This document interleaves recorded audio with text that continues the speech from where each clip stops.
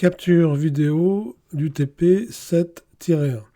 Donc, je suis dans mon document ici, je vais créer un premier corps et dans ce corps, je vais créer une nouvelle esquisse et je vais choisir ici le plan XY.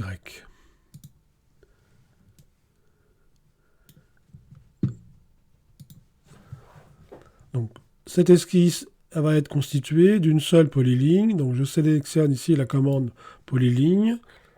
Je vais démarrer ici de l'origine de mon repère. Je remonte d'environ 25 mm, ici environ 100. Je remonte verticalement, horizontalement, je redescends, un petit débord horizontal. Je reviens sur l'axe ici des X. Et le plus important ici, je clôture ma polyligne. Clic droit pour arrêter cette polyligne. Clic droit une deuxième fois pour quitter la commande polyligne. Alors, je sélectionne ces deux points et je sélectionne ici la commande d'horizontalité. Je vais pouvoir maintenant appliquer les contraintes dimensionnelles. Donc, je sélectionne la commande. Ici, j'ai 120 mm. Ici, 25. Ici, j'ai 10. Ici, j'ai 5. Et ici, j'ai 60 mm. Je valide.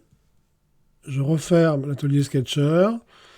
Et je vais pouvoir créer une révolution autour de l'axe X horizontal de mon esquisse.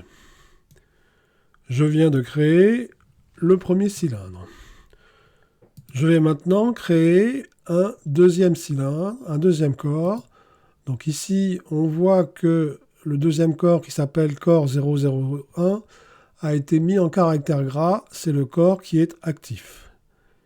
Et ici, je vais sélectionner l'arête du corps du cylindre numéro 1 et je vais créer ici une sous-forme liée. Donc on voit ici apparaître dans l'arborescence du corps 001 un objet qui s'appelle Minder et en fait cet objet pointe vers l'arête circulaire du premier cylindre. Binder est actif, je vais pouvoir créer un plan de référence. Et ce plan de référence, je vais le décaler de manière à me situer dans le plan du cylindre du deuxième corps. Donc ici, je vais me déplacer de 25 mm, ce qui correspond en fait au rayon du cylindre. Ici, sur l'axe Z, je vais reculer de 30 mm. Autour de l'axe X, je vais faire une rotation de 90 degrés pour rendre mon plan horizontal. Et ce plan, je vais l'incliner de 30 degrés pour être dans l'axe de mon deuxième cylindre.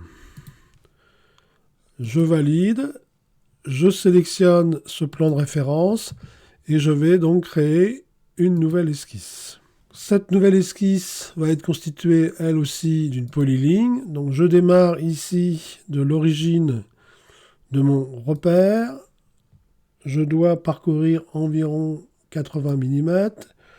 Je remonte d'environ 15 mm. Un petit débord de 5. Je remonte ici d'environ 25 mm. Un débord de 10. Je redescends verticalement. Et ici, je pénètre, entre guillemets, dans le premier cylindre. Je redescends sur l'axe X. Et le plus important ici, je clôture ma polyligne.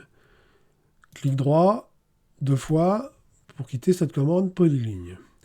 Alors, comme précédemment, ici, je vais sélectionner ces deux points. Et je vais ici créer une contrainte d'horizontalité. Je vais maintenant pouvoir appliquer les contraintes dimensionnelles. Donc ici, cette longueur fait 80. La hauteur ici fait 15. La hauteur ici fait 35. L'épaisseur ici, 10. Le petit débord ici fait 5. Et je dois coter la pénétration ici. Donc ici, je mets 20 mm. C'est une valeur tout à fait approximative. Mon esquisse est entièrement contrainte. Je vais pouvoir quitter l'atelier Sketcher et je vais créer une révolution autour de l'axe X, l'axe horizontal de l'esquisse. Je valide. Je vois donc ici que dans ma vue modèle, j'ai maintenant deux corps. Le premier corps, le plus gros cylindre, et ici, corps 001, le deuxième cylindre. Ce corps ici, il est actif. Je vais tout simplement ici sélectionner la commande opérateur booléen. Vous voyez qu'il a masqué le petit cylindre et donc je vais cliquer sur la commande ajouter un corps et je sélectionne en fait le premier corps.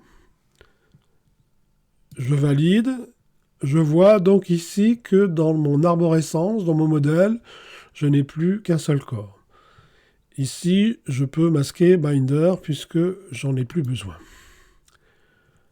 Je vais maintenant créer les perçages, les allésages. Donc ici, je sélectionne le bout de mon cylindre. Je vais créer une nouvelle esquisse constituée d'un cercle. Le diamètre de ce cercle est de 40 mm. Je referme. Et ici, je vais créer une cavité. Et je vais aller au plus proche pour traverser en fait tout mon cylindre. Je valide. Je vais maintenant faire la même chose pour le petit cylindre. Donc je retourne ici mon cylindre. Je sélectionne ici la face.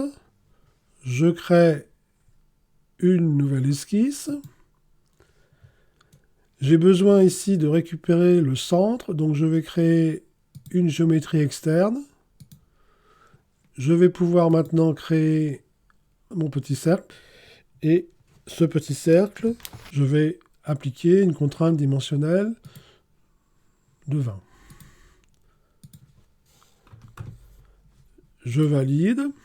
Je referme l'atelier Sketcher. Et là aussi, je vais créer une cavité en sélectionnant au plus proche. Et je valide. Et j'ai donc ici réalisé, modélisé mon assemblage de deux tubes. Fin de la capture vidéo du TP 7-1.